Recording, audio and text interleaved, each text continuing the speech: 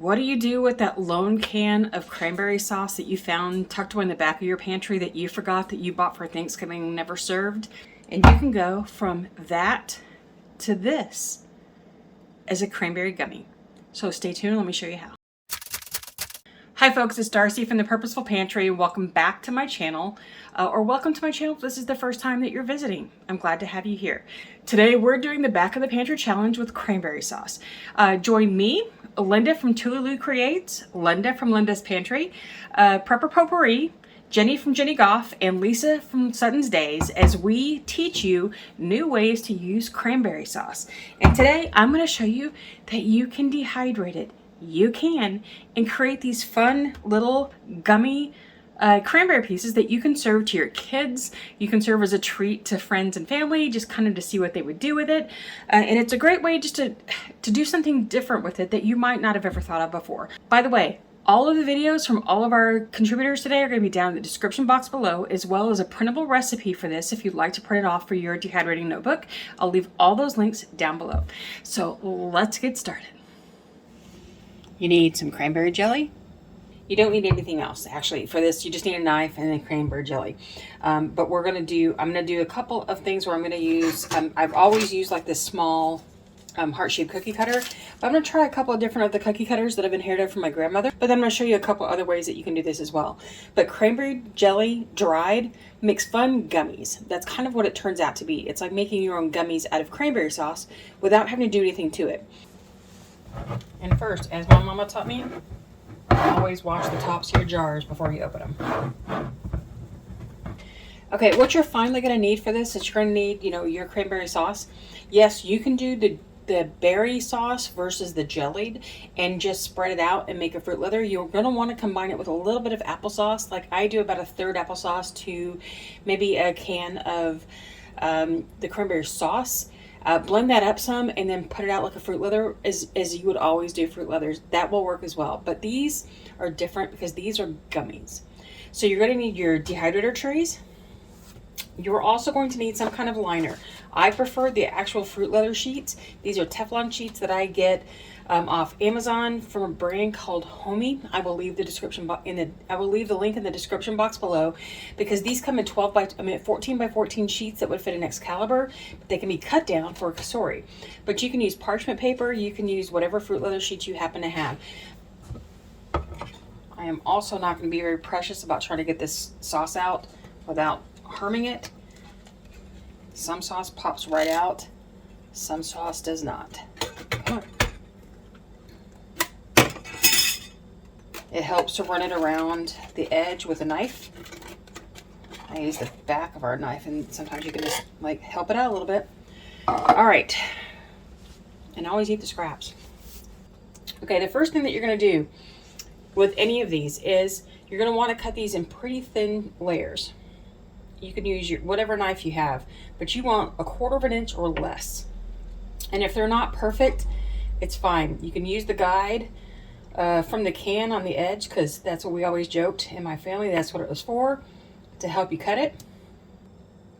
Okay, so you can certainly dry these in big pieces like this, just the rounds, just as they are. That will work just fine. Sometimes what we do is cut them just a little bit thicker. Still at that 1/4 inch. Come on up. And then you can also cut them in sticks.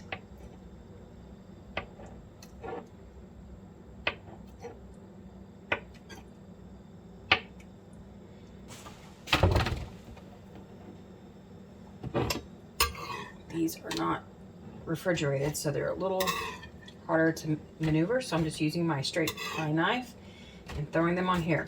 Now, if you do these big rounds like this, you're going to want them pretty thin, because when they're really thick, they will take a while to dry.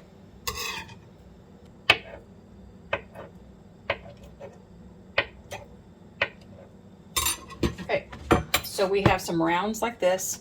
And these are going to take a couple of days to dry if you leave them like this, because the larger surface area while having a big surface area this way to dry off the top. The thicker it is, the longer it takes. So you're going to have, want these to dry for a while. And the cool thing I love about doing this is that you shouldn't take dehydrating too seriously. There are foods that you can dry that make them different, that make them fun. And they're not always something that people would think, why would you bother doing that? Why would you bother doing that? Why would you waste the energy to do that? And it's because you can, and it's because it's fun, because you can introduce your kids to fun new ways to do foods. You could do this, these sticks like this with pickled beets. After they've been pickled, you can do little sticks like this and make them kind of fun. It's just something a little fun to do. These actually remind me of some fishing worms that I used to use with my great aunt and uncle. Back when I was a kid, they would send me to my grandparents for a few weeks, and then sometimes I would go down to the coast where my aunt and uncle lived, and we would go fishing in the coast. And some of those worms that we would use to catch fish with, this kind of reminds me of those. Okay, now a few of these may take longer because they're a little thicker than some of the thin ones. Doesn't matter. You're just gonna let them dry till they're finished. And again, your scraps. In all the years that I've been doing this, I really do find that it's best to do these when they're cut up some and not when they're the whole slab, because the whole slabs just take longer to dry.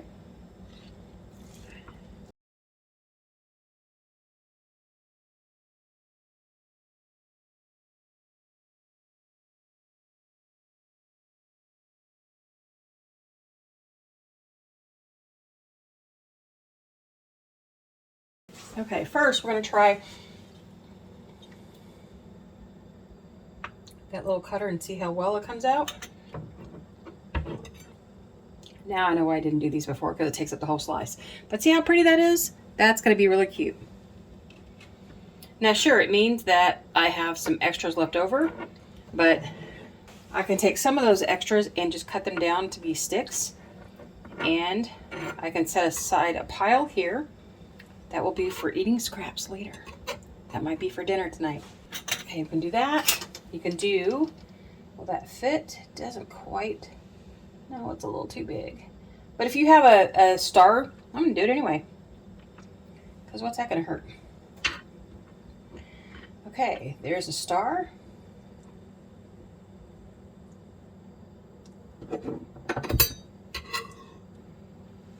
So a star. And then you can also just put these little bits on there as their own little snack. Like just little gummy candies. I'm going to try a bell. I remember these cutters so much from when I was a kid. We would make cookies with her and then we would decorate them with icing. That was always a treat. And if we weren't there when she made them that year, if she made them ahead of for us, there was always a tin of cookies ready for us the night we arrived for Christmas. And some of my favorites were ones that had just a pecan stuck right in the middle of this shortbread. It wasn't really shortbread, but it was kind of like shortbread. I loved those. They were great. All right, so let's go with, let me get my little hearts out. I have a really small heart that I know I can get 2 of these on, because that's how I actually could get 3 on there before. How did I do it? It's been a year since I've done these. 1, 2, oh, that one's broken. 3. Okay, yep, a clover works really well. Let's get one of these, it's not. So the point in the middle, and gosh, can I get 4? I can get 4 out of here. Just use that edge to cut. There we go. It has been a while.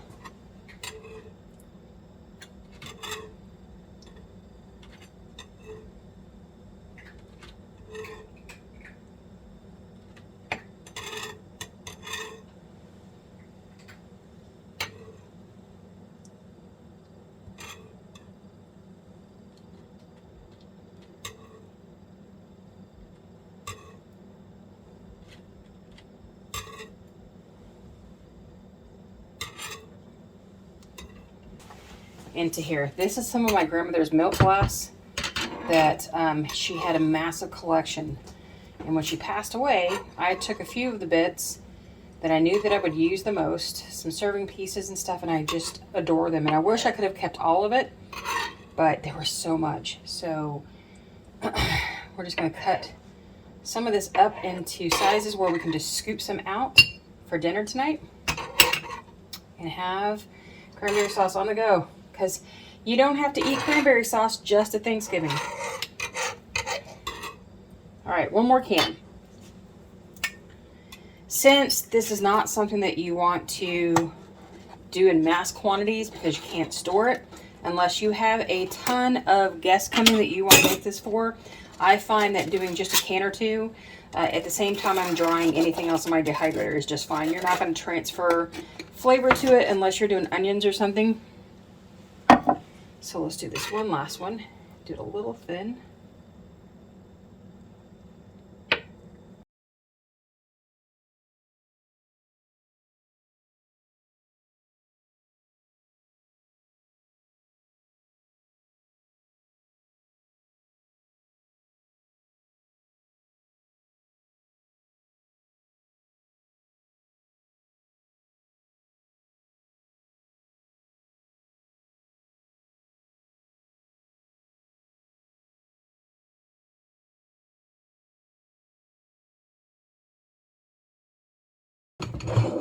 Okay, so there's tray 2.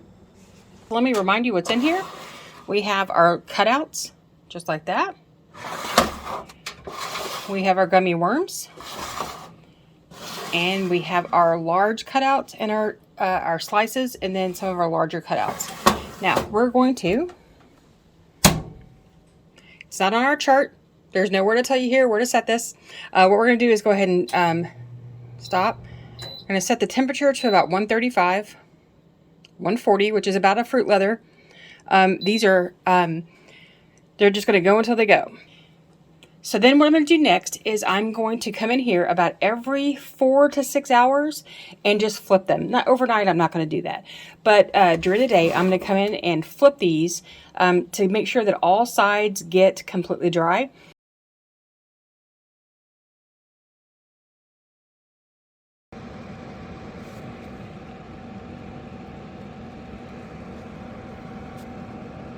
It's time to flip.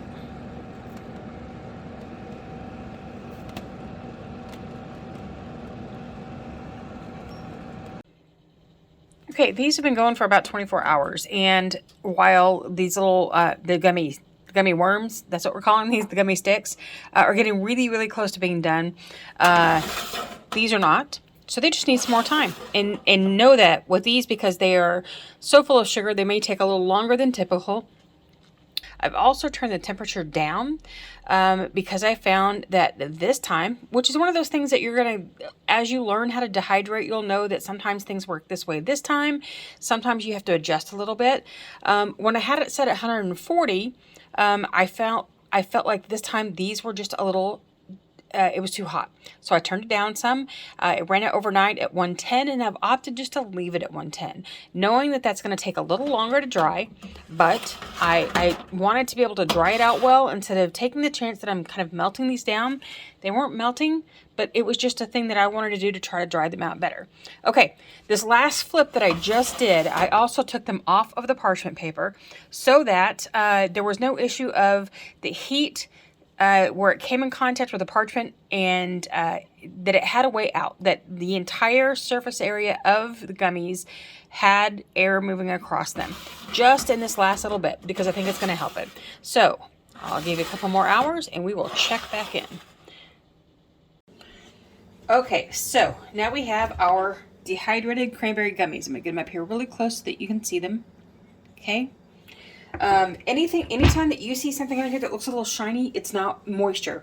It's the sugar crystals on the outside of it that are there, but it's not moist. Okay, so what you have is a little gummy like this. It's bendable, okay, but it is gummy. It's dry. It's completely dry.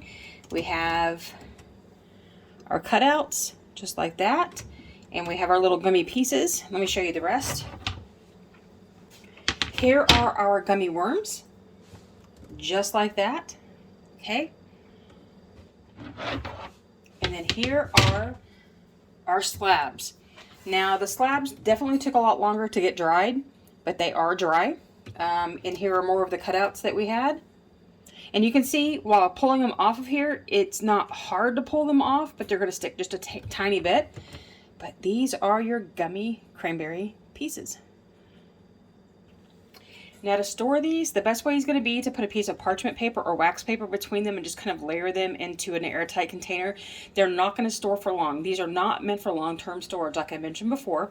They are for snacking now and enjoying in the immediacy. But you can store these for a few days. You can keep in the refrigerator to give them a little extra time if you're trying to make these just ahead enough of a holiday, or if you have family coming over, or if you're going to do these for a party as kind of like a little quick treat. So here you go. Cranberry gummies made out of canned cranberry sauce. So I hope you've enjoyed this edition of the Back of Your Pantry Challenge. Click here to see the rest of the videos that I've done in the series, and down in the description box below will be everyone else's videos from this month. So thanks again for watching, and I'll see you again next time. Happy dehydrating.